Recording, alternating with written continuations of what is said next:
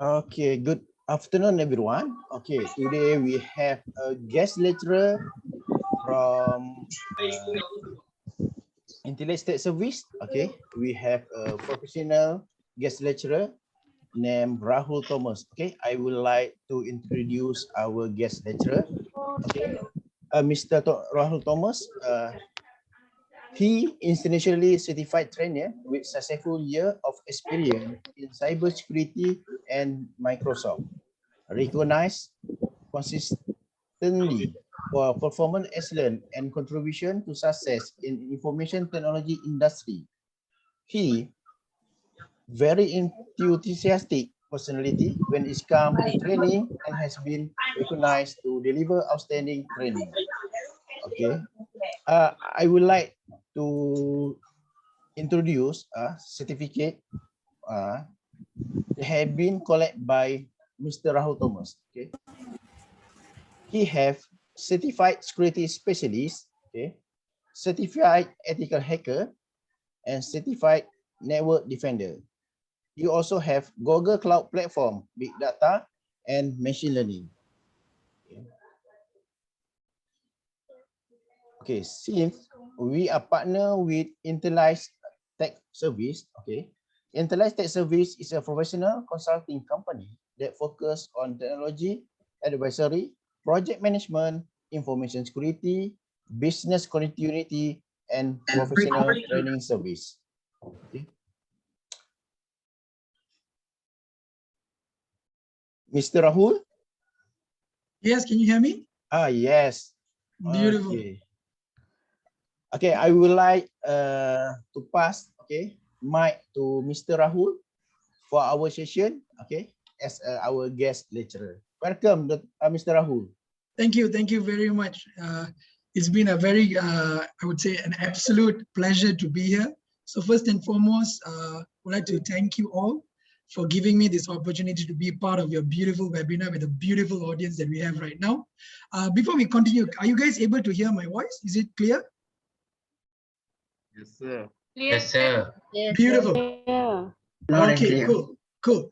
Right, so like I said, first and foremost, thank you so much to UMP for giving me this opportunity to speak about cybersecurity and also in depth of ethical hacking and computer forensics. It's a very great pleasure to be here. And we're going to speak slightly in depth about both worlds, I would say, in terms of ethical hacking and also in terms of computer forensics. So if time is permitting, I would be more than honored to show you a few demos on how computer forensics takes place in the real world, if time permits. But without further ado, let's continue diving into the subject for today.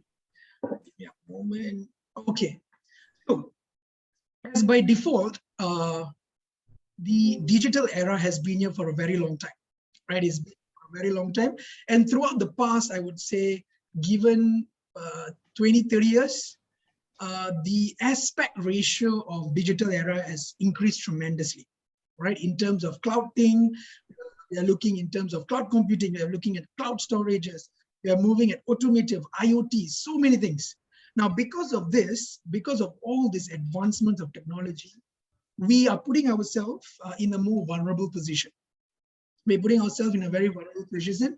And this is the reason, the main reason behind this is because all our informations are everywhere, right? And to make things even more drastic, it's all interconnected. So as of right now, I can take up a call using my phone and also my watch. And I can log into my computer and I can also log in via remote, right? So all this is happening in terms of being very interconnected. Hence, a lot of information are out there. When there is so many informations, I would say very in-depth information, especially when we look in organization, when we look in terms of individual, when we look at individual, a lot of information is being out there, right? So cyber attacks can happen anywhere, anytime, any minute, right? There is no like, today I want to take off or tomorrow I want to take off.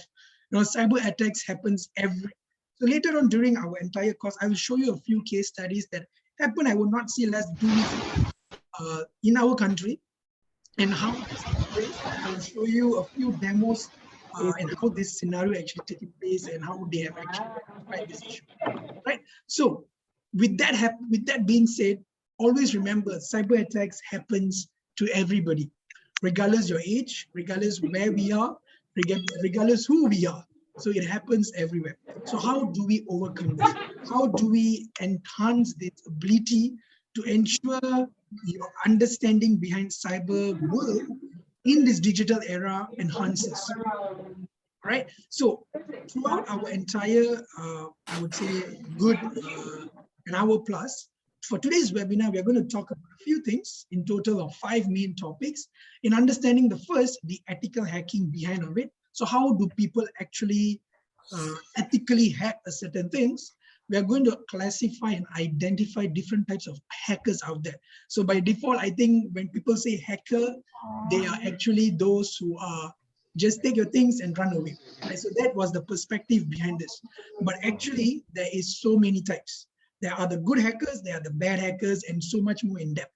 Right? So we're going to look at all this. How do we fall in traps? Because sometimes without knowing, we put our put our legs into it without we knowing this. At times, it will be because of a website, right? Without you knowing, you just click on that website and everything goes haywire. Right. In fact, when you put in a pen drive, your friends gives you a pen drive, you put it up, you boot it up to your laptop, give it a day or two, everything goes missing, everything is encrypted, things that without you knowing, right? And how can you prevent this from the future from happening? I know a lot of us would have think, what the best would be put up a firewall or put up a security measure and things like that. But actually, it starts within us. It actually starts with it because that these are all software based. You're putting a firewall, putting an intrusion detection system, and all this kind of stuff. It's all software based, but actually it starts within us.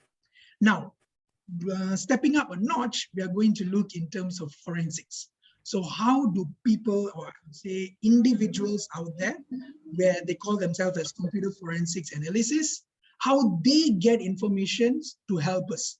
So for instance, we are going to look in terms of let's say you are in a trap or you are in a situation where you require them to be given data, right? So all your data are being out there. So these individuals or this group of people would be the best ideal people you go to, I would say, rectify a problem. So we are going to identify how they do this, right? How they actually get this data in hand. All right. So starting off. Question for PSM to students. Starting off with fundamentals of ethical hacking. I'm not sure whether you guys are aware. The number that you currently see on your data or your screen right now, it's happening every minute, right? Every minute, every transaction that is happening on a daily basis, right? So as for us, we just see, like, for example, 200 emails or about 694 songs, or let's say about 3.47 million minute I watch on YouTube. This is just normal data. But when we look in the eyes of an attacker, when we look at the eyes of a hacker, what they see here is opportunity, right? Why?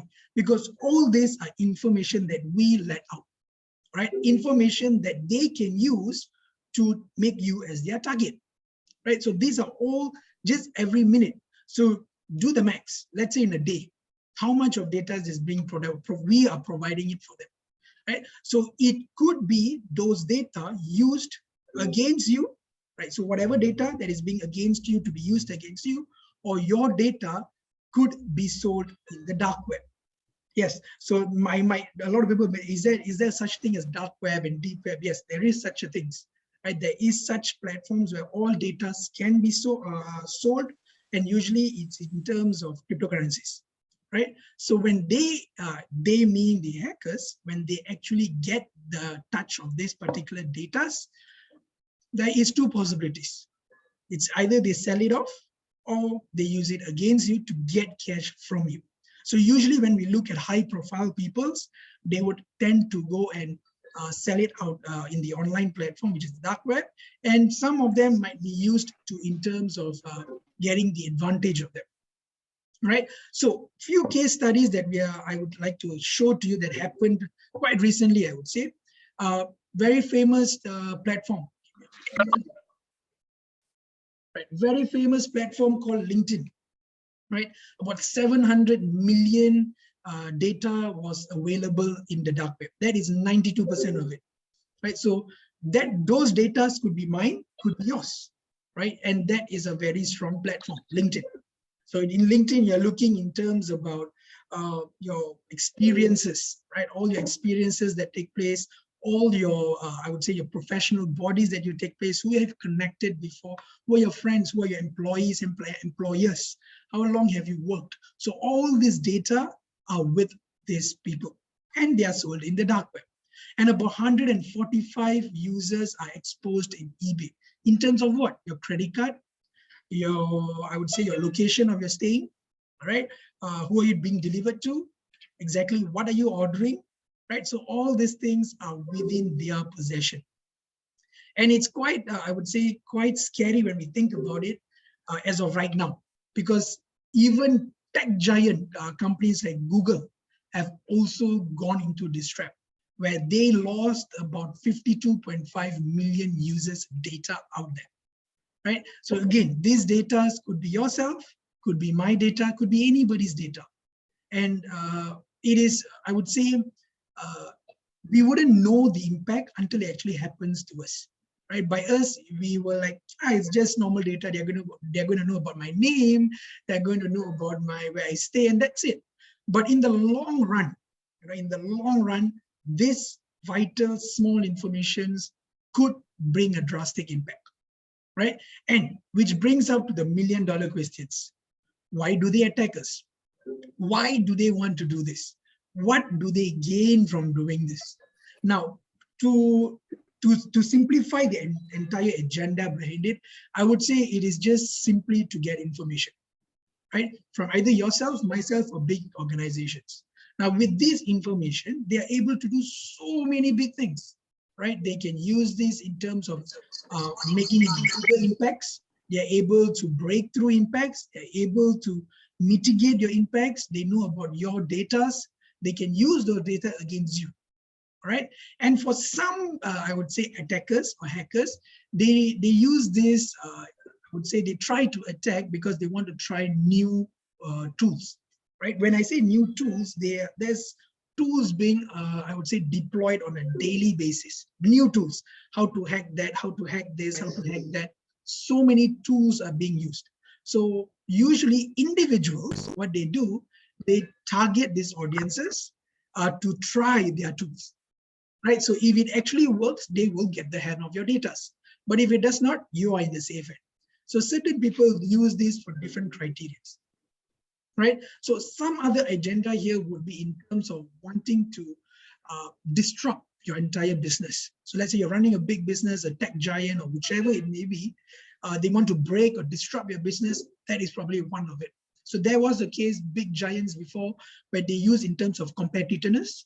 So they try to hack here, hack there to get those information to vitally get, I would say, information that can bring this particular organization down. Right? And other than that, we are looking in terms of information theft, getting information to sell it later on, right? Manipulating your data, which is supposed to be A, they manipulate this to a B or a C or D to make things even a drastic impact, right? Creating fear, chaos, disrupting of official infrastructure. This is when you have, servers down, you are not able to do functionality within your network. So recently, I think, not sure whether any of you experienced this, but the biggest 3 application was down.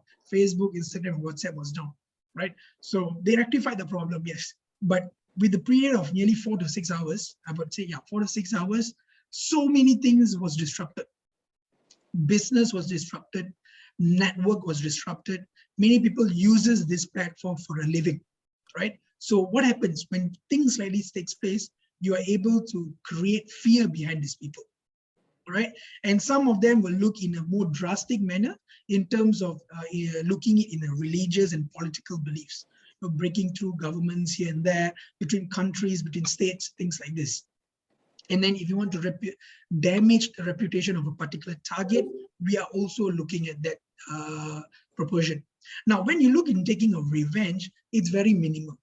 But I'm not saying there is not, very minimal, because there are other ways of, not to say taking revenge, but there's other ways of wanting to counterfeit this. So one part of it would be taking revenge. And last but not least, you want to break through your competitors' objectives. So these are few of agendas behind why an attacker would want to attack. Now, when we look in depth, slightly more in depth on how they do this, right? How they carry out this particular activity in terms of what are the vectors they will break through.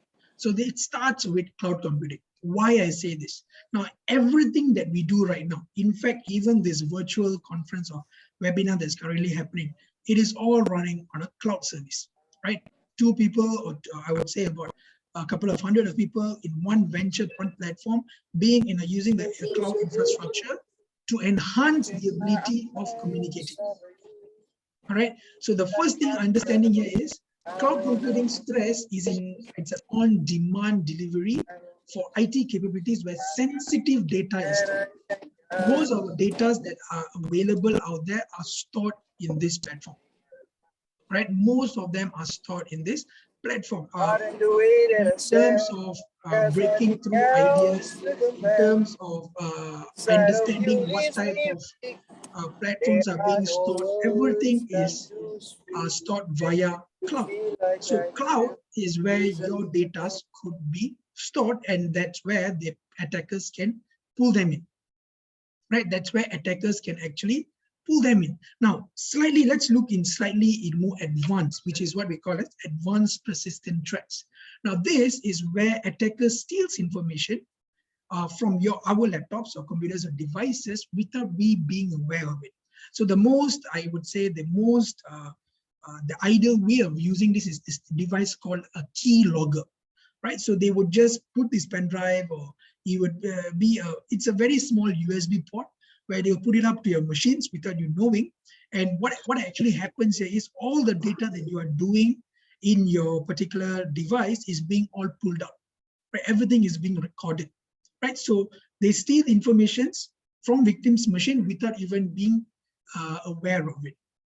And then I think this is something that is very, very common, virus and worms, right? So this is where we look at capable of infecting the entire network, right? And it takes not a minute, not an hour, it just needs a second.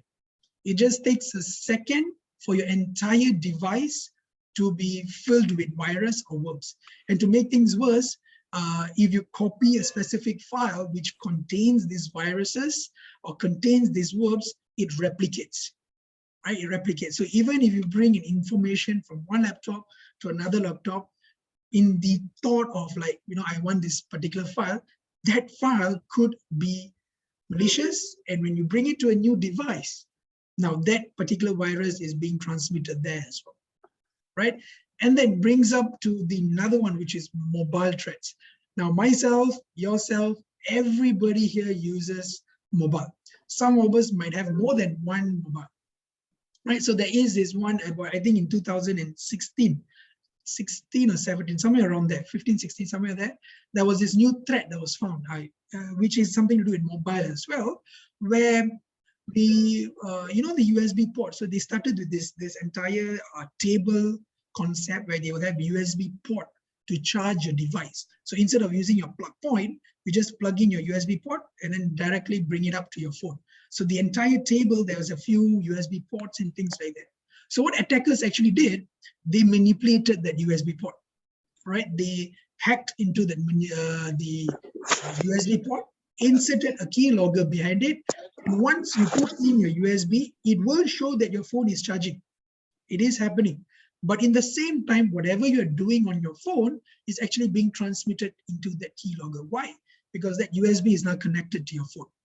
And with mobile threats, when I say this, a lot of, if you understand that concept, in terms of devices between computer and phone, not many people pushes for phone security, right? There is not many companies that pushes for antivirus for phone, right? What they do, they talk about laptops, right? They talk about computers, they talk about Windows Defenders, right? But not many talks about mobile, right? So attackers uses this platform because there is an increased number of devices in terms of mobile, and it's because it has a very low security measure, right? Moving on, we have botnet. Now this is where you have so many devices, computers per se, laptops could be included as well, where an attacker uses all these particular devices to attack one target, right? So it's a huge network, which is all compromised probably by, let's say, computers, phones, laptops, you name it, all right? And they uses all these particular laptops or devices attack one or more target. But this entire thing, sometimes we call this as a brute force, right? This entire thing, sometimes we do call it as a brute force attack as well. And sad to say, it's the insider attacks. This is when somebody within the organization itself that you have given a trust, where you have given them the privilege, where you have given them the authority, they misuse all of this for their own personal gain. So what they do, they use whichever tools or whichever platforms, they break through that particular system which was entrusted in them, which is usually the network. Usually it is network, and they compromise the entire network, right? So when they compromise this entire network, it breaks through all the ideas behind of it. It breaks through all the, I would say, concepts of making sure this particular network breaks through. Why? Because the entrustment of this entire organization is on him, right? So when it's on him, people tend to be like, okay, there is quite a number of things being shown out there. There's quite a number of things being seen out there, right? Because all the messages, all the emails, everything is there, right? Everything is in there. Password can be seen in there. You name it, everything can be seen. So network in an infrastructure is the most vital thing ever. So with that being said, by entrusting certain individuals with so much of trust could also cause us an insider attack. I would say the chances of it is happening, and it used to happen so many times. It happens on a daily basis, I would say, right? Especially for, let's say, you have rival companies, right? When you have rival companies, it takes place. And let's say an employee from particular A comes to a company which is B, and probably stay there for a couple of months and then do all the hanky-panky works, right? So things like this do happen on a very frequent basis, right? Now, sometimes, sometimes when we analyze all these attack vectors, there's something that we do not see often is when we ourselves download stuff, right? When we ourselves download stuff. So I'm sure you have received so many emails out there, click this, you'll get 20,000 ringgit, 30,000 ringgit. You put this, you put in give me your TAC number, your tag number, you will get this, so many things. Now, when we are not aware of the consequences behind of this, when we are not aware of the consequences behind of this, all these things takes place, right? Now, who are these people who takes this data, right? When they receive this data, that is one thing, right? But who are these individuals, right? That are very, very, I would say, very enthusiastic to get our data, right? Now, how do you consider a hacker? Right? That's the first question that a lot of people will start thinking. Usually what they will have, the stereotype is someone who's behind the screen with a black hoodie and then sitting in front of a laptop and doing all this work. That is the stereotypes a lot of people will be having. But actually, it's not. It's not. It is usually a random guy who's probably sitting in Starbucks or any coffee shop and doing all this. It doesn't have to be someone who is on a basis of black hoodie and things like that. There's no need of that. All right. But then we have to know what is the criteria behind of them. Right. So what do they need to have? What do we classify? How do we classify them? Right. And before we look in all that sort of things, we need to know what do they actually do. As an hacker or as an attacker, what do we do? Right. So with that being said, when we speak about hacker, we need to know what is hacking. Right? We need to identify what is hacking. Now, in a very layman understanding, hacking simply means trying to bypass any security measure to gain data which does not belong to an attacker. So for example, if let's say I'm an attacker and I'm coming and gaining access to whichever information that you have without your knowledge, without your approval, indirectly means that I am attacking you. Right now, the reason why he said indirectly is here because one, it's because you see me doing it, and next is you see me not doing it, but I'm doing it. Right, so that's why I say indirectly. So it simply means that if I am doing something behind you without your realization, it simply means that I am actually trying to penetrate into your entire network or your computer, anything it may be. Right now, another thing would be to try to compromise any vulnerabilities, right, to get access to your system. So for example, what I mean by this, let's say you have not updated your PC for, let's say, 1 year, right? So within 1 year, there will be a lot of updates. Those who are using Windows, you are getting a lot of updates. Those who are using Mac, you will have a lot of updates. Some of us might even use what I call Linux, Ubuntu, so many parent OS, right? Now, with that being said, because there is no update taken, zero update is taken, there is none, we have not done a regular patch that is being updated, attackers uses this patch. Now, this patch is what we call as vulnerability, right? So what they do, they use these patches, try to source out which computer is not in the latest software, uses that particular version of it, and bypasses your system, right? So they uses whatever vulnerability that is currently happening, or that I would say that has within your device, uses that and gain access, right? So this is what it means in a very simpler form of what hacking is.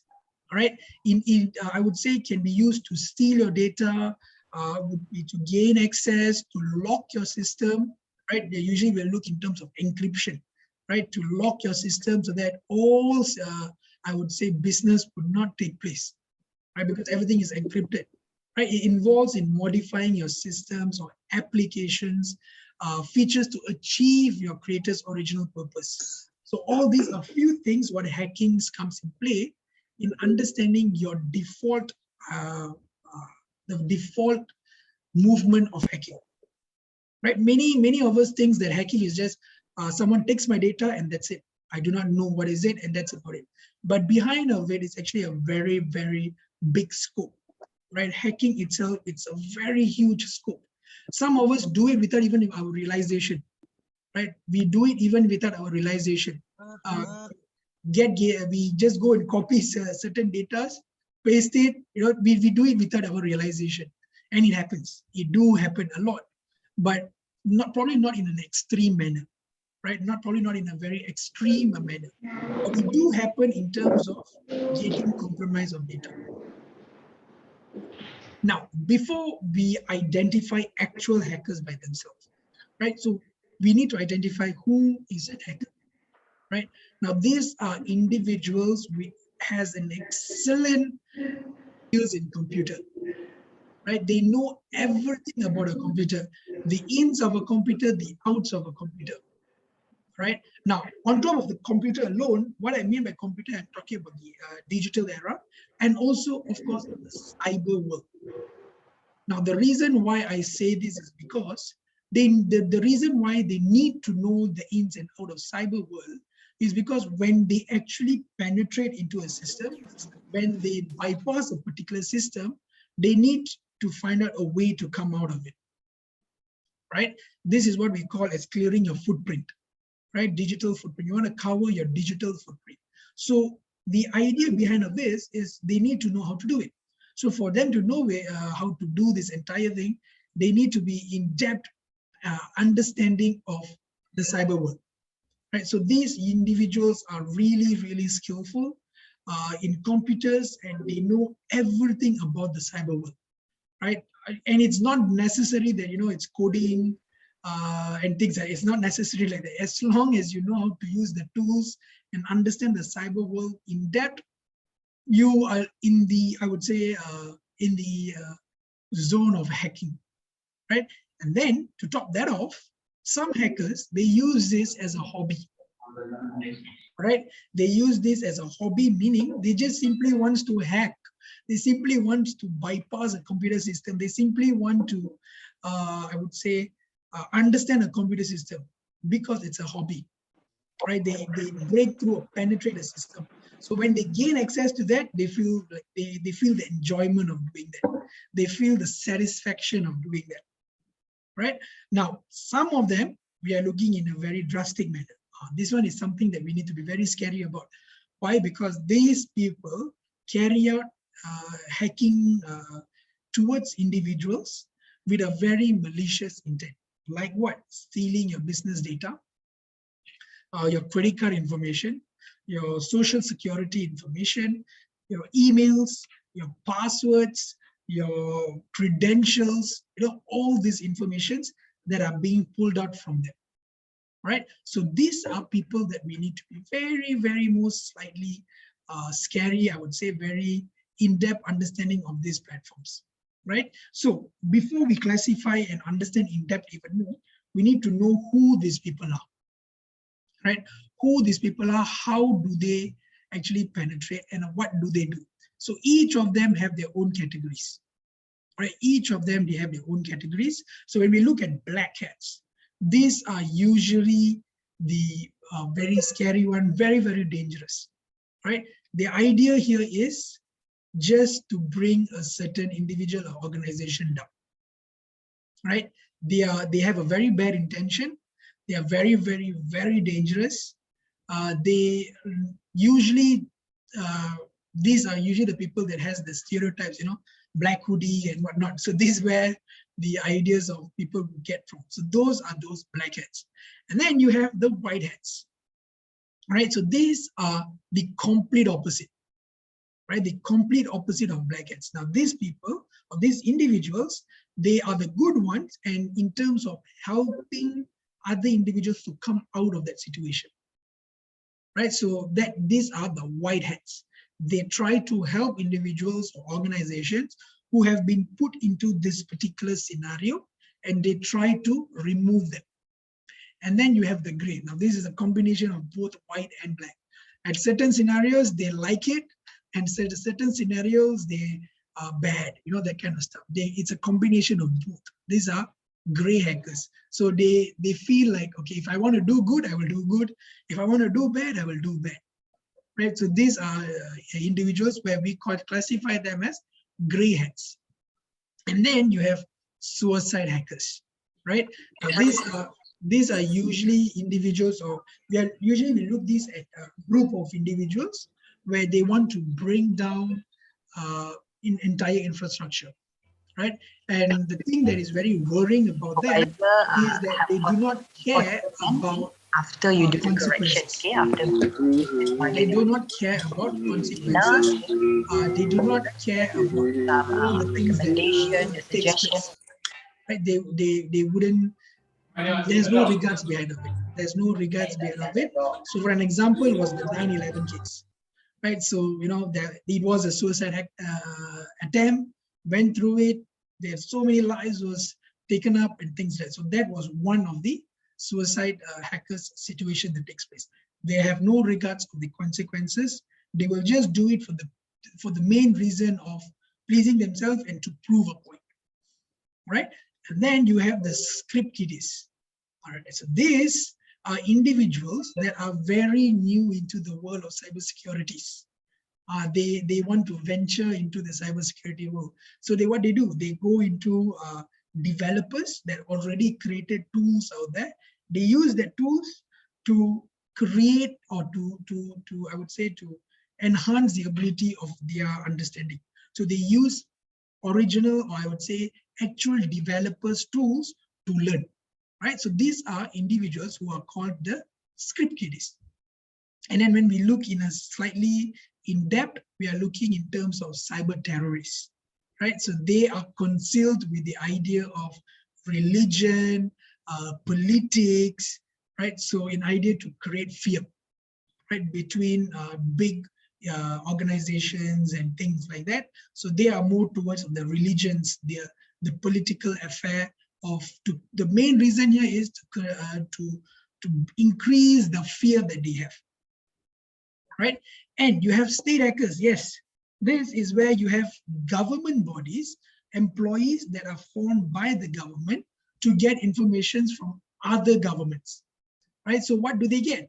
They get information like secret projects, right? Whatever deals that they're doing between governments, plans for political influences data, anything to do with regards of political individuals, right? So all that individual in terms of political and also government, now they will have their own hackers, which are called the state hackers. So they are the one who goes up and takes information from other governments.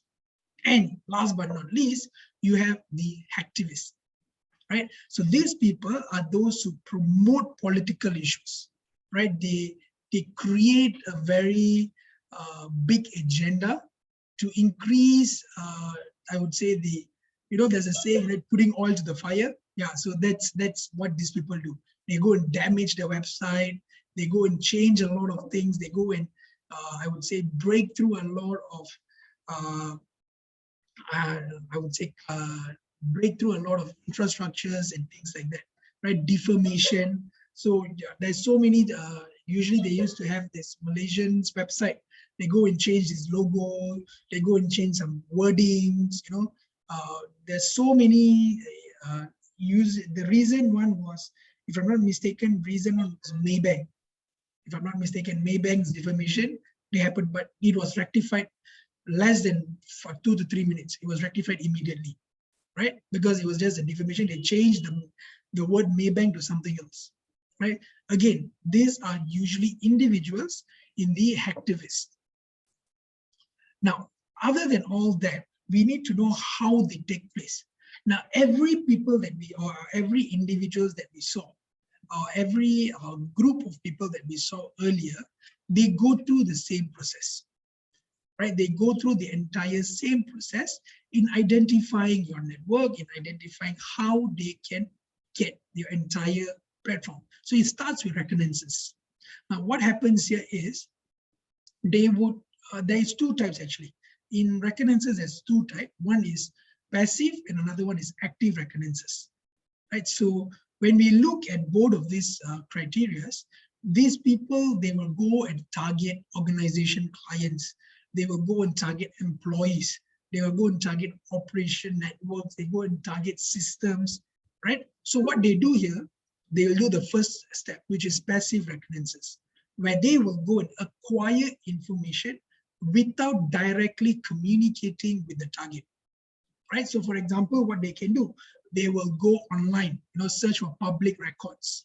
They will go for news release, get those informations from there. So without having a communication with the actual attacker, they will go and get information from the passive environment, whichever information is out there. And then you have the active reconnaissance. This is where the attacker actually goes and talk to certain individuals and probably get information. Example would be a phone call. Attackers will say, hello, I'm from this department. I want to go and meet these people. Can you tell me which floor is this place? So as a help desk or a technical person, with that being said, you tell, okay, this, let's say the server room is in this floor. The network room is in this floor. So things like that can take place. So this is what we call as active reconnaissance, right? And then after getting all this information, after they are able to pull out all this information, what they do here is they do a scan. All right, they scan the entire infrastructure, the entire network. They will try to get all that they can. So what they do, they scan here is they scan in terms of ports, right? What ports are available, right? What ports are open? What ports are not being used often? right? So all that will be also checked. Now, on top of that, they were looking in terms of network mappers, right? What I mean, which network is connected where, right? Ping tools for vulnerability scanners, whichever things that they can get, they will pull those information as well, right?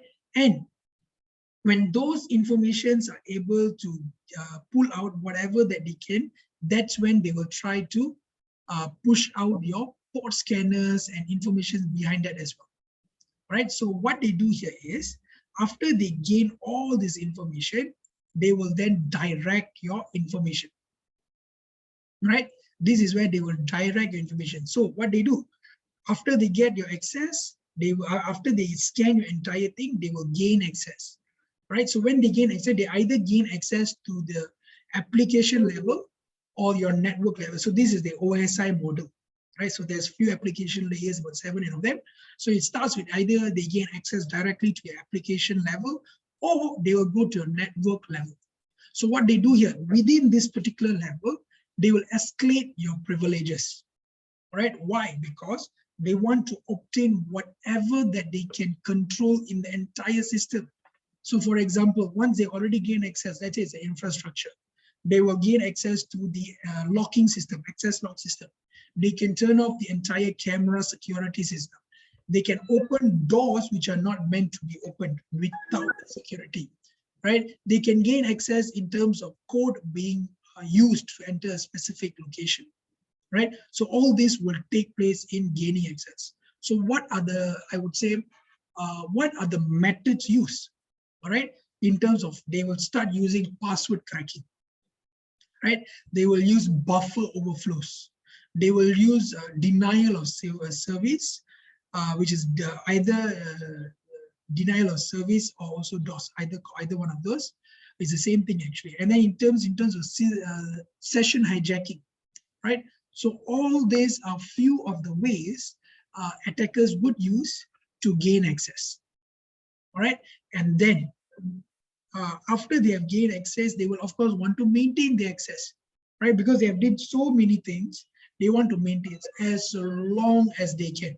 They want to hold that system as long as they can, right? So what they do, attackers prevent other organizations or other individuals to get back access to that in a particular system, right? So what they will do here, after gaining access, after maintaining this access, attackers can then upload, can then download, they can even manipulate all this data that are available. They can change configurations on the system. They can change configurations on application. They can do so many things because why? They have already got the access to this entire system. All right. Now, after all that, attackers' intention is to continue access to the victim's system. So what they do, they remain unnoticed and uncaught by deleting evidence, right? So this is where the forensics parts comes in, right? So they will ensure those, whatever data that is being dropped, which is what we call as digital footprint. So all that will try to be removed. So that's where like things like your logs, when you access, what files that you click, you know, all these sorts of things, they will now try to get rid of it, right? They'll try to delete this. So in one of it would be overwriting the server. They will overwrite the system. They will overwrite the application. Why?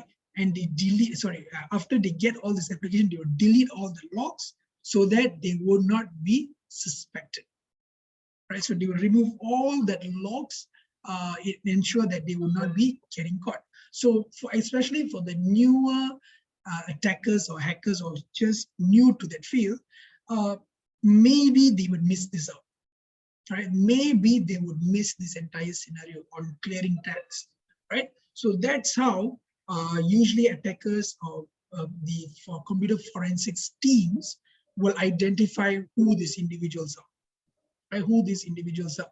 Now, sometimes what they do also, attackers, they will gain access to your computer or your devices. They will even turn on your camera without you even knowing. So usually laptops, they will have this small light right beside your camera, right? There's this small white light. So whenever you turn on your camera, that white light will turn on, right? So that's an indication your camera is on. But attackers are too advanced, or I would say very advanced, that they can even turn on your camera without you even realizing it. So that's why many, I would say, companies out there that develops computers nowadays, they will have like a button to close your camera.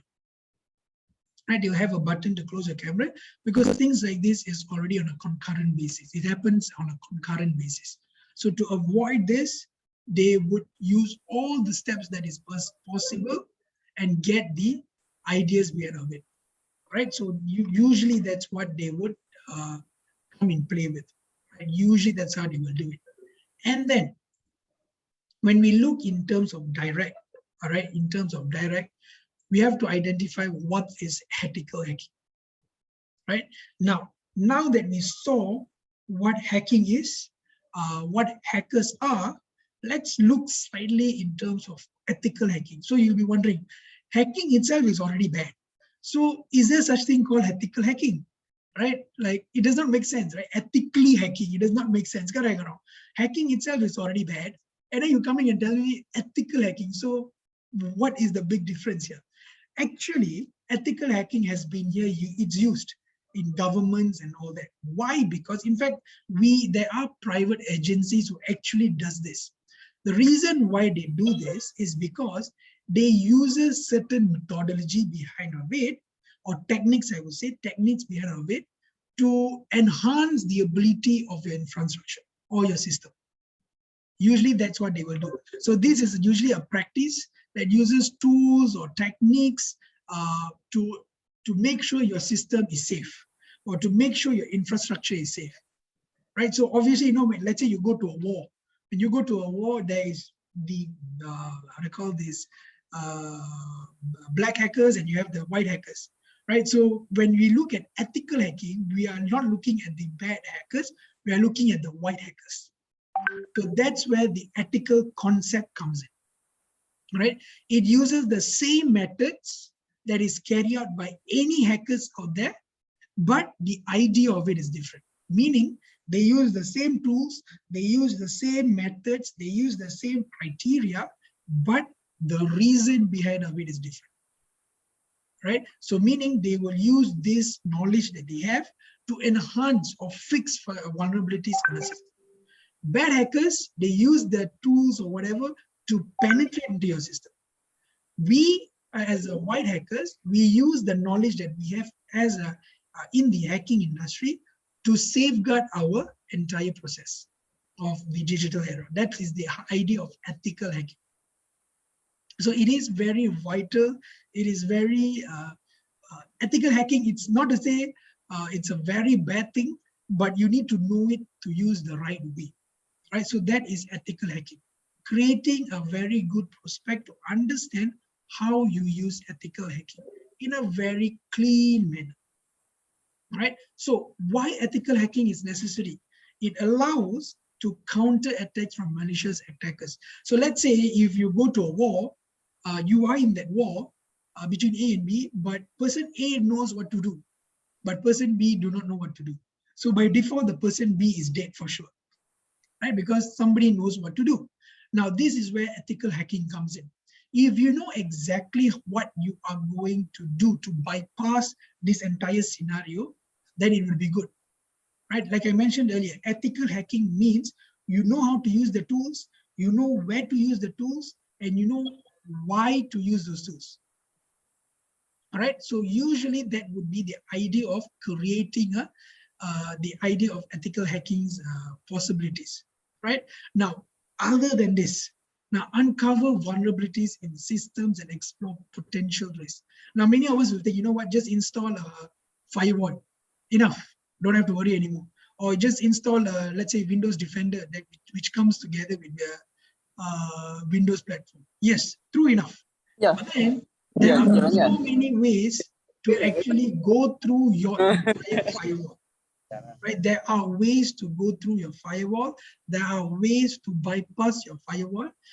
In fact, there are, because usually firewall works in a way they will close certain ports, or they will not let I would say, certain IP addresses to break through. That's how usually the idea of firewall is. It blocks certain things to enter.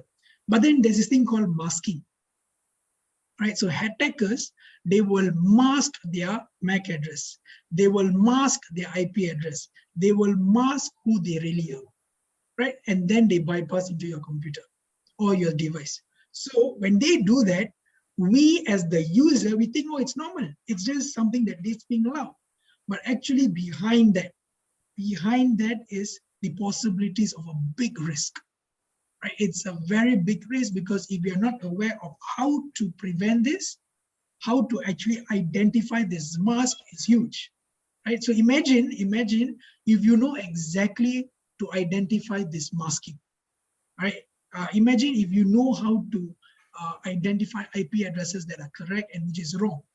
Imagine if you know where the IP address is coming from, right? So all these informations can help you to protect yourself from the digital world, right? Now, prevent hackers from gaining access in a huge infrastructure, right? So usually, like, let's say you're looking in a big organization. I think most of us are going to go into organizations after this. We're going to use so many computers. We're going to use so many devices, right? And we are coming to a scenario right now that everything is connected, right? Your phone is connected to your watch is connected to your PC is connected to this, to that, to this, your iPad, so on and so forth. To a point, sometimes only one notification you will get, probably you get one message, but then your phone rings, your laptop rings, your computer rings, your iPad rings, your everything rings. Why? Because all connected. But let's say one of this device, right? One of this device is potentially very vulnerable. It is more than enough for them to go to the other networks. Why? Because it's already connected. It is more than enough. So if we know how to ethically bypass this, we can prevent hackers to gain access to this particular info, right? But last but not least is to analyze your strength. Now everybody will tell put 5 firewalls, put 20 firewalls, 30 firewalls. Not a problem, not an issue. But then what if the threat is within your organization? What if it is that? What if the threat is from your own pen drive? What if the threat is from your own USB? You plug it in, one. All right, so it's very scary. So to identify this, to analyze how strong your organization is, how you as an individual or security measure personnel can not fall for this trap, right? Which brings me to my next point. How do we fall into traps? Right now, we are all laymen. We are all in layman terms. We understand the scope of cybersecurity on a certain level basis.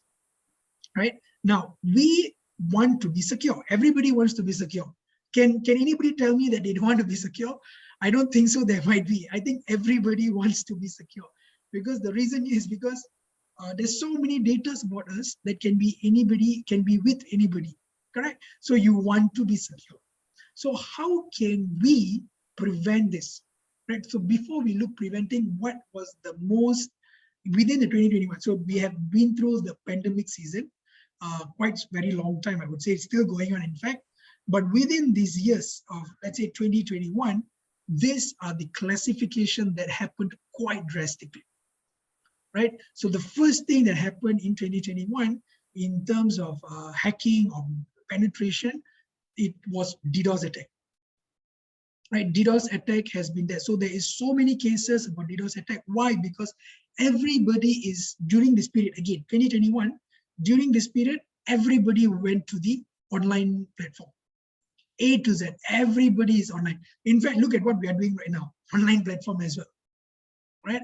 Everything is online right now. So because of this, the frequency of traffic increased drastically. Right, everybody started doing. I'm not sure whether there's a news actually right now that in the entire globe, right, not only Malaysia, the entire globe, not enough chip. They are having insufficient chip, which means which means that they cannot produce devices anymore. Right? They cannot produce phones, they cannot produce graphic cards, they cannot produce CPUs, GPUs, nothing, because insufficient of chips. So the reason here is because there's so many devices, right? There's so many devices. So what happens? So usually DDoS attacks usually takes place in where there is very high traffic at a very high pace that overloads a system, right? Overloads a system and making it you can't use your laptop anymore. You can't use your system anymore. So what happens at the end? Ultimately, your server crashes. Right? Your server crashes, your website will go down. You can't use your system. So sometimes you'll be like, you click your screen, double click cannot work, close cannot, nothing happens. You're all just blank. And then suddenly you come on a blue screen, Windows is resuming. Crash. Right? It's happening. I think it happens everywhere. Right? So DDoS used to happen, not to say used, in fact, it does happen in 2021 very frequently. And then you have in terms of social engineering. Now, this one is a very, I would say, a sad thing. I would say it's a very sad thing to come in trust, because people tend to use this in a very bad manner. Right? Very bad manner. Why? Because they use social engineering tactics in identifying, creating a very, I would say, safe environment. They create a very safe environment, meaning they call you, hello, sir, miss, this, that, we are from here. I heard, I saw that you have been a very good customer and we want to give you this, and then immediately you give them all the information because they played with the trust issue with us, right? Just I think about, I would say give it about 4 to 6 months ago. Yeah, 4 to 6 months ago, I was a victim of social engineering. I myself was a victim of social engineering. It was messed up. It was really messed up. But I identified this is because they gave me a call from LHDN. They told me they're from the tax collecting and whatnot. I'm from KL. You see, I'm from KL. I went to Kuantan one of those days, and few days after that, I'm getting a call from so-called LHDN saying that I have a company registered in Kuantan.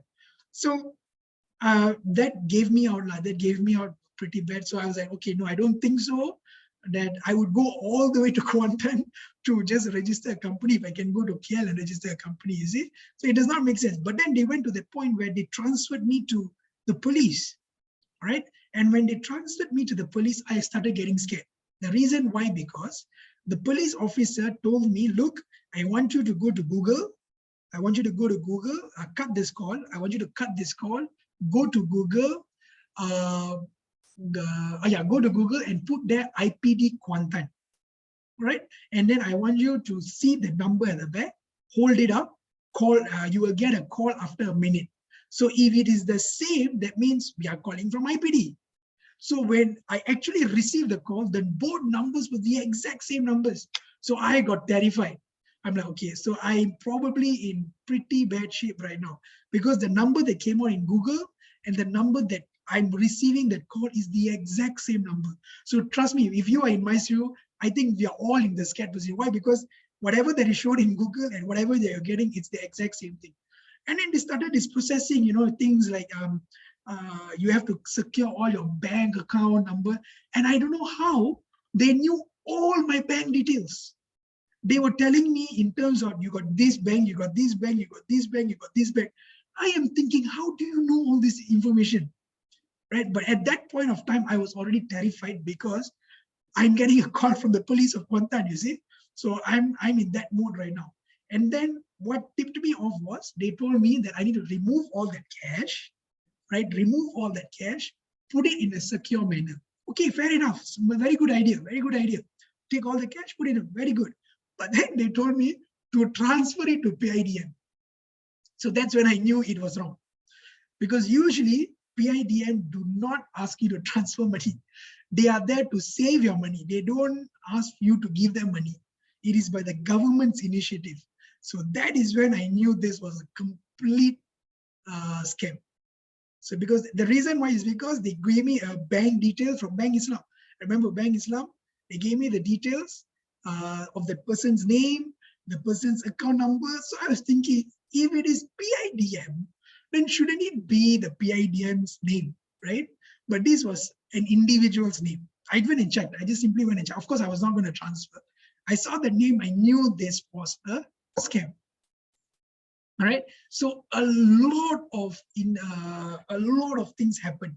So social engineering is one way that they use to manipulate directly. Right.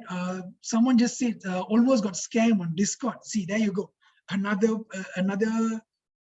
scenario that took place is it scary place we live today. Exactly. People use that concept of trust to manipulate us. Right. And then we have these malware injection devices where, like I said earlier, was USB sticks.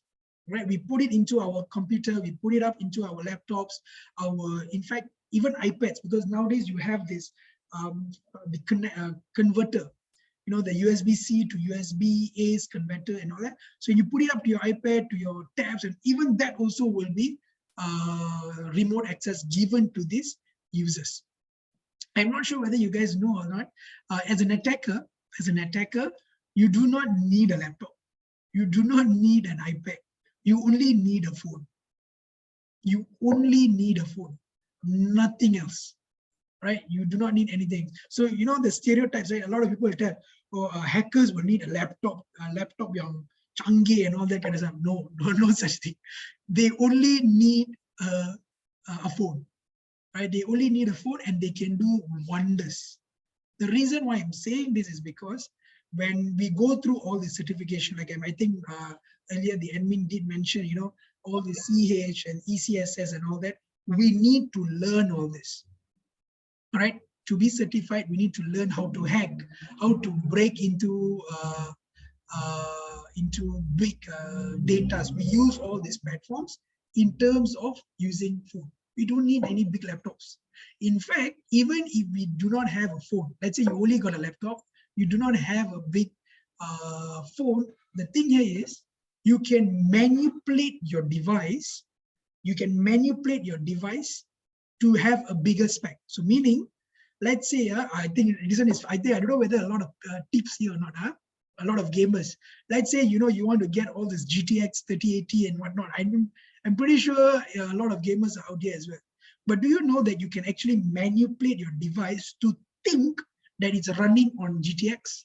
So what happens here? When you manipulate your device will think that, okay, I'm running on an i9, I'm running on a 3080 and all this sort of things. You will be able to run the game. Right? You will be able to do it. So you do not actually have to buy physical devices. You can actually just manipulate your device. So that's where malware injection comes in. All right. And another one would be when we do not update. When we do not update our devices. Right, missing security patches. Some users ignore the updates, that ideas of it because of this entire situation. Right, they do not. When I update, it will take 2 days la, 2 hours la. Yes, I'm sure. I'm very sure it will take time. But think about it this way, guys: is 2 hours worth the risk of you not updating? Right. 2 hours, it's only asking you for 2 hours, right? But then if you do not update, it takes a huge cut, right? So with all this being said, with all this is just techniques for 2021, you know. So with all these being takes, what happens when they enter our system? That's right, you are hacked. You are officially hacked, you know. So what happens is users or attackers, they gain access using all these simple methods. And because of these very small methods that we are unaware of, we are now being hacked, right? They will have full access of our system. At times, this is when attackers will demand for payment in terms of what? Cryptocurrency. In terms of cryptocurrency, in order to get our devices back, right? Now, when we go into the scenario, right? A lot, very scary, correct or wrong? it is very, very scary to get through this. Now, there are few measures of preventive that you can take this. Number one, I always tell this, please, please, please update your device. All right, it is, it's one of the easiest way to do it. Update your softwares, all right, your patches, everything, just update it, right? Huge organizations such as your Google, your Microsoft, everything, all right, is constantly on new threats. So because they are always eyeing new threats, they know what are the steps to be taken, right? What are the steps to be preventing it to happening? So that's when they give you new patches, right? They will tell, okay, we identified this problem. The best way to rectify this problem is install this thing. So that's when there's an update, right? So that's why you probably will see, let's say in 1 week, you will get 3 times update, 4 times update. You'll be wondering why so many updates. This is just to enhance your security measures. And then you have 2-factor authentication. Right now, many apps, many application comes with 2-factor authentication. Something that we always need to abide with, something that we have to always keep in touch with. And one thing that I get this often was your 2-factor authentication and also your main authentication is the same password. Don't lie, right? Then it defeats the entire purpose, right? The both of it needs to be different, right? So when we break into bigger itineraries or factors, you need to have different, I would say, password. Right?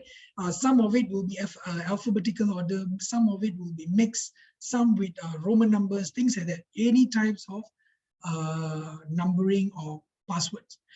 Which brings me to my next point. Try avoid using password. Try avoid using password. Yes, try avoid using password.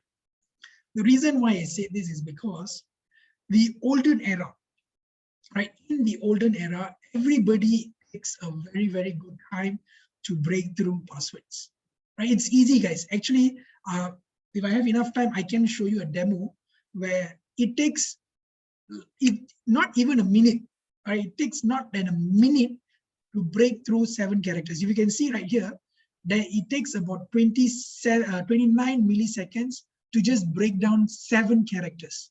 Example, like something like this. Even this combination, as a board combination, it will take about 29 milliseconds, not even a second. If you're looking at 10 characters, you're looking at 3 to 4 months to break through this password. Again, it takes 3 to 4 months. That means it's still, there is a possibility. There is a possibility, right? So which is why I always mention, instead of using a password, use a passphrase. Right? Use a passphrase. What do I mean by passphrase? This is usually a sentence. So usually our password is what? Your name, your girlfriend's name, your boyfriend's name, your car number plate, where you stay, your spouse name, you know, things like this is usually your passwords, right? So we need to change this password, get rid of this password, and start using passphrase. Example is something like this. Now, if you notice here, the capital P, it will take about 2 to 3 times to break through this. All right. Usually, what happens here is, let me just get my, yeah, okay. You see, give me, I think just drop down in the chat right now. How long do you think to crack this particular word right here? So if you, this entire word, which is P, asterisk, S double, then the O is the number 0, R, and capital D. This will take about 14 years to crack, right? Now, if I'm going to give you this password, so this is I love ethical hacking, but if you notice there's so many jumble up mixed words. So if you were to guess, how long do you think this entire thing will take place? Just drop down in the guess. So eternity, I may say eternity, 100 years, 20 years, beautiful, 320 years, 69,000 trillion years, wow. Okay, 20 years, beautiful, very, okay. The idea of getting it very long is beautiful. Yes, it takes a huge time, But to be specific, it takes 3 centuries to break through. Right? It takes 3 centuries to break through that entire passphrase, which is "I love ethical hacking." Right? So it takes a huge, so it makes a big difference in terms of password and passphrase. So I would recommend to use passphrase. Right? I think I saw a question earlier. Okay, I don't think so. There's a question around 50. Yes. Okay, no, I don't think so. Right. So this will take a very, very long time. Now this is when brings up our topic earlier. That what we are discussing, ethical hacking and computer forensics. Right. So how do people or these organizations, they break through these ideas? Right? How they break through these ideas. Now, how they get into this breakthrough, like we put passphrase, we put password, we put so many things, but how do these people still get this data? Right? So that's where computer forensics comes in play. Right? Now, computer forensics are usually forensics team, which is a group of professional individuals who are temporarily skillful, where they use various types of methodological uses in terms of extracting data, interpreting data, documentation, right? These are usually where they get all their main concepts of. Right? These are usually where they will get all these concepts of getting this data. So terms like what? So they start off with this thing called digital evidence.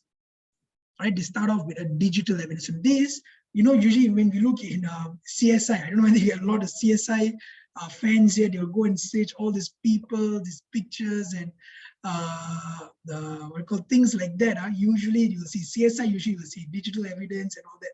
They'll tag, crack this password, crack that password. So things are like this. So usually where they will get this information is potentially in terms of address book. These are all, whatever you see are just potential. Right? So you will get encrypted files, password protected files, hidden files, steganography, cryptography, right? All these are usually where they would get all this data from, right? And these are all logs. All these are logs, file history, your cookies, right? I always, I do not like using the Google Chrome. Google Chrome is, oh Lord, it's not a place because it takes your RAM and it saves all the cookie that is possible. So I would recommend use incognito. Right? Use incognito, you must use that, identify this, because all your files, your cookies are all being stored. All right. These are usually it's a very ideal way to break through. So a case study just recently happening. Those who are having phone, you can scan this on your phone. I have the QR code. You can just scan it immediately. This is that happened recently. Very new incident that took place where I think about 19th or 20th September that happened, where the secret system, the entire secret system by BNM is Bank Negara Malaysia, suspended all secrets platform. Why? Because there could be a data leak incident. Now, secrets, guys, is important. Why? Because secrets is all our information in terms of banking. So all your loans, all your information, everything is in the platform. All right, so all this. So BNM made aware of the entire credible threat involving credit reporting agencies in Malaysia. Right, so that was the first thing that caught up in recently. Now the second case study, again, this is where JPN, I think this one is a very famous one also. JPN also came out. Oops. JPN also, if I'm not mistaken, about a week plus ago, right? A week plus ago, they removed the entire database. People was able to find through the entire database based on an application called My Identity. And it was sold at 0.2 BTC, which is Bitcoin. And as currently, it is 51,000 ringgit. Now, these are few datas, or I would say screenshot of the entire platforms. So you can see at the bottom here, price at 0.2 BTC. I have to close down a few of this because security measures, right? So there was this, and then these are all the datas. Again, I had to black out a few to show. These are all datas that takes place. All these problems that are happening in, I would say, huge market, huge market that happens in a very drastic manner. All right. Now, with all these problems, right, with all these problems that are coming in, we in Malaysia, we are shortage of problem. All right, we are very, very not shortage of problem is one thing, but the idea here is we have not enough people to take care of it. Which brings us to the recent study that Malaysia is actually in a drastic needs of cybersecurity aspects. All right, they have lost about 7,000, I would say about 7,900 to be exact, of individuals. They do not have these people. And by the end of 2025, which is reported by CSN, the CEO mentioned that they want to get in at least 20,000 cybersecurity experts. Right, so that is like very about four years down the road. And 4 years down the road, they are looking at it. And in a global drastic measure, APEC is the this is recalled Asia Pacific, right? They have lost about 4.38 billion. Right, 4.38 billion in terms of the entire idea of I would say employment. So cybersecurity is growing and it's unique. It's a very big niche that I think everybody who are really interested in cybersecurity, computer forensics, all this to go into. So these are few opportunities when you are into the cyber world. These are the few opportunities that you can look into. So you have the cybersecurity engineer, cryptographer, incident analyst, computer forensics, for forensics computer analysts. These are few of the peoples or the individuals that you're looking at when it comes to computer forensics. Now, this is one job task that I was part of, right? I used to work in EC Council as their security analyst in terms of the SOC, which is Security Operations Center. So I used to work there in the cybersecurity in terms of creating and identifying incident that takes place, so that you can see a lot on a daily basis, nothing less than 7 cases. All right, and we work around the clock.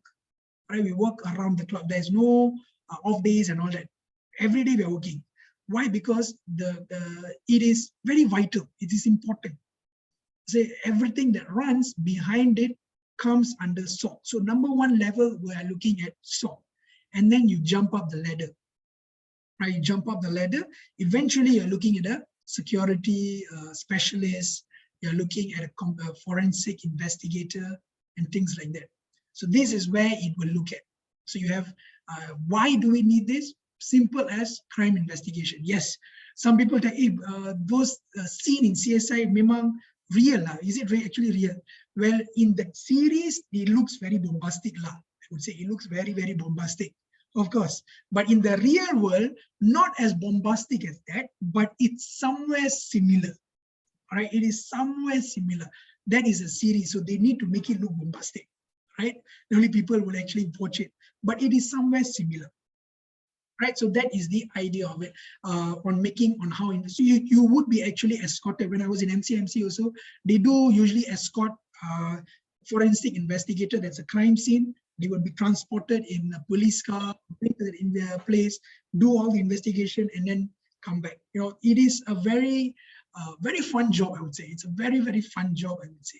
All right, now there is a few. There's one video presentation I would like to show. That sums up whatever we have covered today. While watching, you have any questions, feel free to just drop it down. I'll probably choose about 2-3 of it, and then we'll carry on from there. Let me just...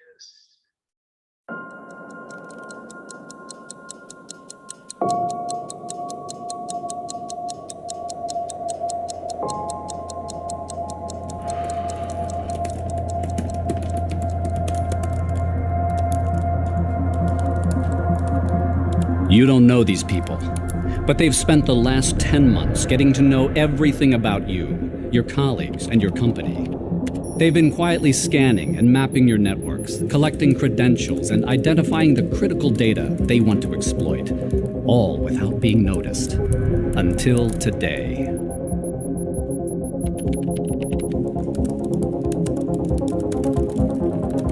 Three. Dalawa. Nothing. Boom.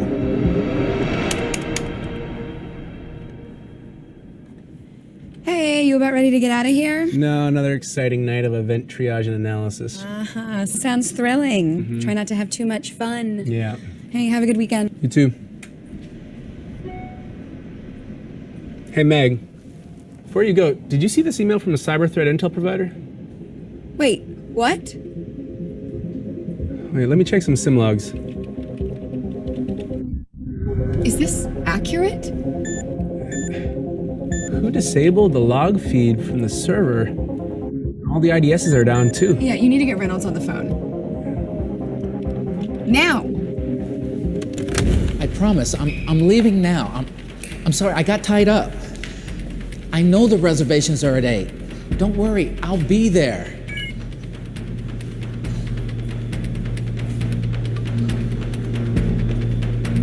Honey, I'm gonna have to call you back.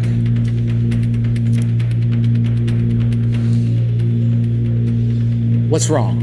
Bruce, this looks like a major compromise. The cyber threat intel provider found a sample of our data for sale on the dark web. As I was going to confirm the sample, I found that the IDSs and the logs are down. Yeah, it gets worse. Our public-facing websites are going offline.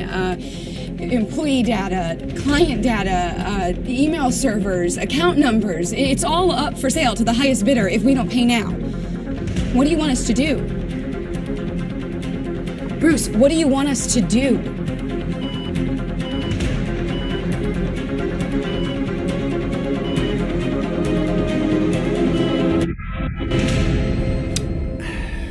Checkmate. Go to severity level 1. Recall the team. I want forensics all over this. I'll notify leadership and meet you in the SOC. Got a long night ahead of us.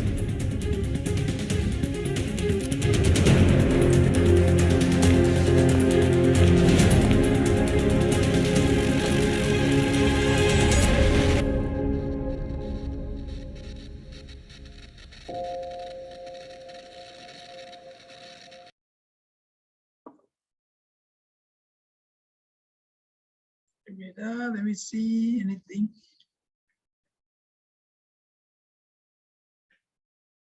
Okay, let me just close my. Okay, right. So, are you prepared for the next cyber attack that could be happening either to yourself or to myself? I think there is a question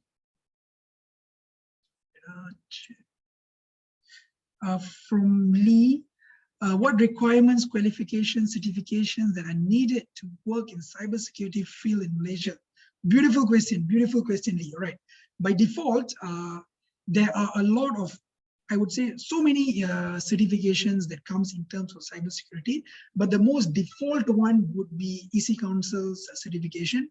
The reason why I'm saying this is because they are, I would say, a body that have been using this entire network of infrastructure in cybersecurity world for a very, very long time. So they know the ins and outs of this particular field. With that being said, not only they are well recognized in terms of those certification, they have multiple certification that covers a variety types of, I would say, aspect. Yeah. Right? They look in different types of aspect. So if you are interested, definitely feel free to contact us because we are the service provider for that as well that you can look into. If you are looking into getting in terms with cybersecurity work, right? And I think there is another question up. So one question here, what tools do we need to know or learn if we want to learn more about ethical hacking? Beautiful question. Now, this, I do not know how to answer this. The reason here is because there is so many tools. You know, like how you have games, right? I can tell you, shooting game. That's about it. But there are thousands of shooting games. Correct? There are thousands of shooting games out there, but it is just that which you are best playing with, right? So I would say, I think the first thing first, you will need, I would say, the most basic, it would be to put your hands up together with Linux, right? So if you have a very good understanding of Linux, you are pretty good in terms of understanding the infrastructure, I would say, in a drastic manner, all right? The reason why I say this is because in this particular OS, there are already tools that are inbuilt. Now, the challenge is for us to learn these tools. Now, always remember, guys, the cybersecurity or the ethical hacking or all this cyber world, it's all about tools, yes, right? But a very good professional ethical hacker, they would know to use multiple tools in order to make sure that they do not get penetrated. So the more tools you know in securing yourself, the better. Right, so that would be a number one, where you understand in Linux configuration. All right, you can start with Wireshark. Yeah, Wireshark. There's so many Multigo. You can use Hidden Eye for phishing. So many places that you can look into. All right, Jace, a question on jobs on ethical hacking. Do companies hire freshies for cybersec? Yes, they go on with level 1, SOC level 1. They will also either push you towards a pen tester. So they will either push you to level 1 SOC, or they'll try to push you towards pen test level 1. And then from there, you build your network to level 2, level 3, and then you will be able to go as an official pen tester. And from there, you can take up in terms of security analysts, in terms of security experts, right? So there is also another platform that you go into. If I'm not mistaken, I saw another one. Is there any pen tester job in Malaysia? Ample. I would say ample of jobs in pen testing, because the reason why I say this is pen testing, it's a need, right? It's a need now because there's so much of application that is coming out. There is so much of website that needs to be tested. There's so much of structures that need to be tested. So yes, it's a big, big demand. Anything to do with the security field, with the right qualification and the right certification and also the right understanding, you would be able to do pretty much a lot of things in this particular field. All right, I hope I answered your questions. Is there, let me check in the chat whether there's any other questions. From Jay, you can, okay. All right, okay, I think that is for now. With that being said, I think I took about a few, I think there is another one more question. Let me just see whether it's a question. So can IT desktop specialists jump to cybersecurity job? Yes. Why not? Definite. You have already gotten your expertise as a desktop specialist. You can learn a new OS, Ubuntu, Parrot OS, Linux, use your use imaging, learn those, and you can definitely go into cybersecurity. I'm just going to give you about 2 minutes of my background. I'm actually coming from multimedia background. Now I'm into cybersecurity background, right? So it's completely two different things. So I used to go into graphic designing and things like this. But right now I'm into cybersecurity. So definitely possible, no doubt about that. Okay, so with that being said, I would like to thank UMP for giving me this opportunity to speak a topic that I'm really, really, really passionate about.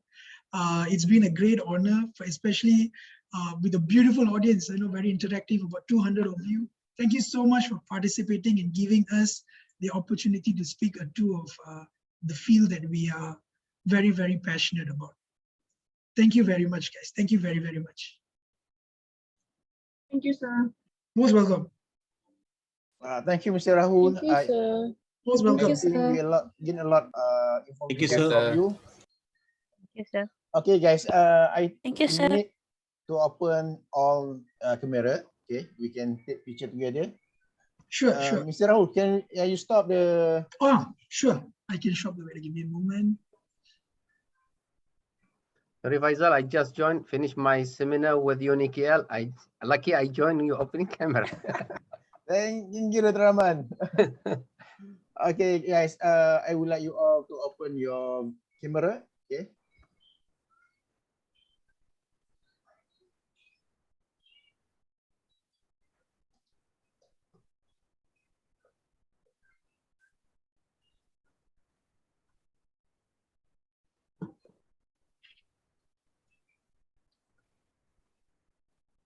Okay, we wait a few minutes. Okay. Sure. Please, my camera have some problem. Okay. Guys. Can you open your camera? Okay. My camera has some problem. Sorry.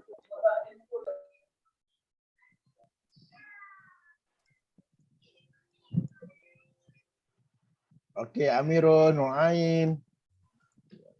Let me check. I think,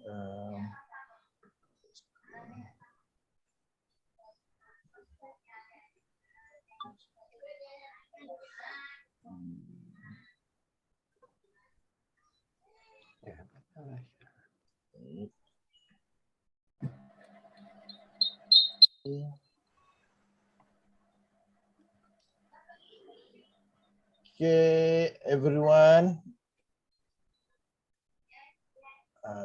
Smile.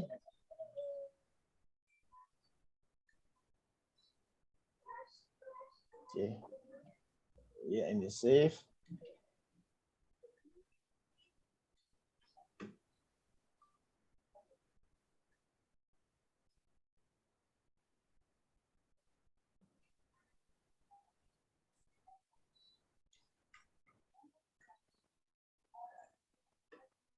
Okay, thank you everyone. Okay, thank you so much, Mr. Rahul. Most welcome. Most welcome. It's been a pleasure.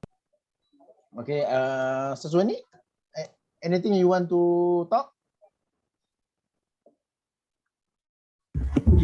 Yes, doctor. Can I just take for about 1 minute? Yeah, sure. No problem. So, Assalamualaikum and a very good afternoon to all of you. And thank you to Dr. Faisal and Mr. Rahul for the very informative talk just now. Okay, so before that, I'll introduce myself. My name is Shazwani Adiba, the Training and Placement Officer for Intellis Tech Services. So we are actually very excited to have this event or talk, especially for all of you, our nation future leaders and specialists in cybersecurity industry, and which groomed by your University Malaysia Bahang. So your participations mark the positive response, interest, patience, and also readiness to become somebody in cybersecurity industry, hopefully, yeah. Okay, so you guys are very fortunate to have the support from your faculty, from computing faculty, to let you obtain the reputable and recognized professional certifications in the world while you are still studying. So for example, CEH, the Certified Ethical Hacker, is the course that were taken by the high-ranking officers of US Army, COMLAC, TUDM, Pentagon, and so forth. Even in Malaysia, IBM, Microsoft, and also United Nations, UN also takes this course of CEH also. So being in cybersecurity pathway is a smart move. Having added value certification on top of your university qualifications, such as your diploma, degree, where it gives you an additional advantage in terms of higher recognitions. So by having these professional certifications, it gives you chances to be employed and earn even better salary, trust me. So, okay, so you guys already have the KSA, the knowledge, skill, and ability in, that the industry out there they are looking for this KSA. So in cybersecurity demand, every aspect of industry has component requiring expertise in handling the information and systems securely. Data is very expensive and extremely important to all individuals, government, industry, business, and essential services. So it's not currently not just in IT industry. It can be on healthcare industry, even construction pun, they also need this cyber security. Okay, so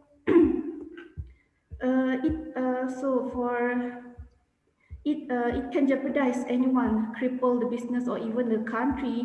Hence, must be protected, defended, and secure. So in this advancements of technology, gadgets, desperation in living causes the world today becomes vulnerable to cybersecurity crimes, threat attacks. So challenge to trend, sophistication, and facilities contributes to the crimes too. And so hence we are hoping for young talents like you in UMP.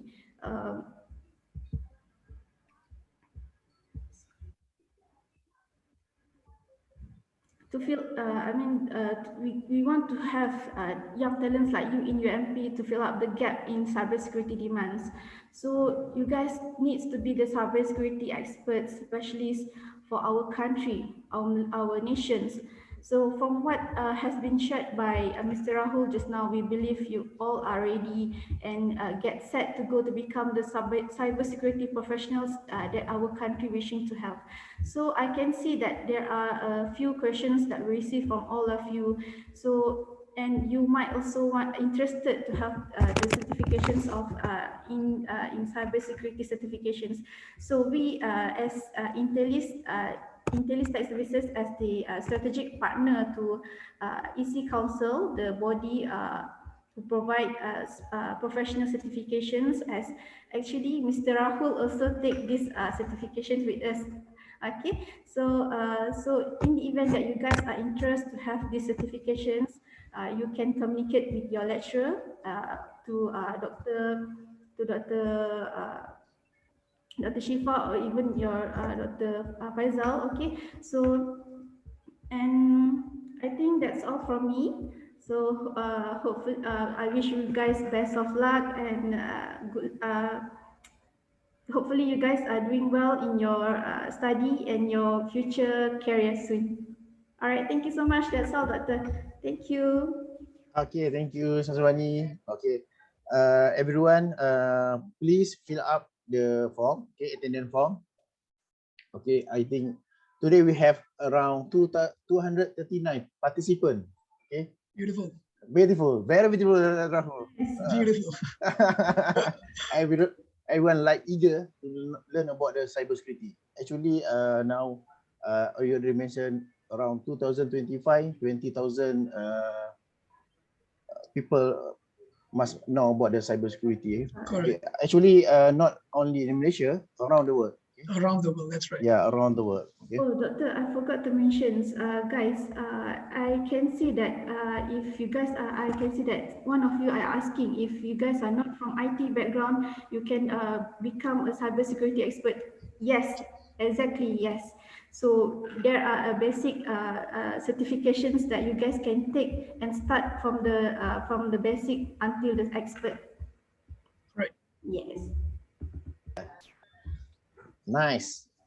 Okay. Okay, that's all, Mr. Rahul.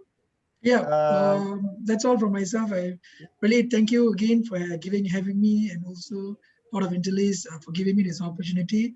I'm really looking forward to see many of you taking up the certification and being an excellent cybersecurity personnel in the future, because trust me, cybersecurity is a field that we are in desperate needs of individual. We are in desperate needs of individual, and I think I've presented a few data on how the job opportunities are going to come up in the future. So right now, today, I would say is the best time for you to put yourself into this, in learning the cybersecurity world and getting a more insight of how you could help yourself, and also, of course, the people around you in protecting yourself in the cyber world. So once again, thank you very much for having me. It's been a great pleasure. Okay, thank you. Okay, that's all for today. Okay, maybe later we have another thing we want to talk about it. I will contact Intellis. Okay. Thank you very much. Thank you, Brian. Bye bye. All right. Have a great day, guys. Yes, thank you. Thank you. Yes, sir. Thank you, Doctor. Most welcome.